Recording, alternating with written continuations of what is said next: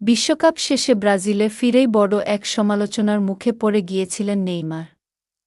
সান্তোসের match বাদ দিয়ে তিনি গিয়েছিলেন পোকার খেলতে।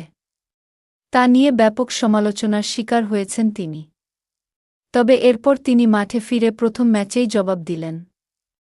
সমালোচনার জবাব নেইমার দিলেন গোল করে, তাও একটি নয়, দুটি। গত রাতে সান্তোস ব্রাজিলিয়ান সিরিয়াতে মুখোমুখি হয়েছিল শাপকোয়েন্সের।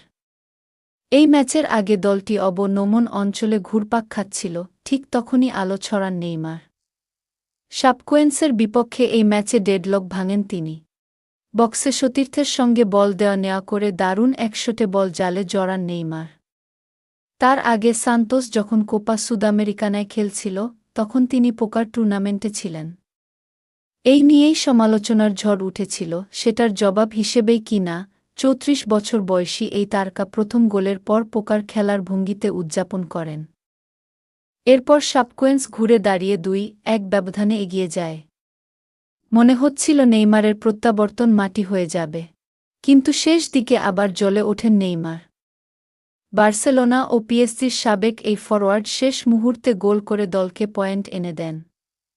বিশ্বকাপে ব্রাজিলের হতাশাজনক পারফরম্যান্সের পর কয়েক সপ্তাহ দূরে থাকার পর এটি ছিল তার আবেগঘন প্রত্যাবর্তন। চোট সমস্যা এবং ফিটনেস প্রোগ্রামের কারণে ক্লাব তাকে আগে দলের সঙ্গে পাঠায়নি।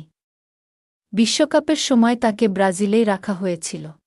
সমালোচকদের উদ্দেশ্যে তিনি ব্যঙ্গ করে বলেন, এখন আমি অনুশীলনের জন্য প্রস্তুত হচ্ছি।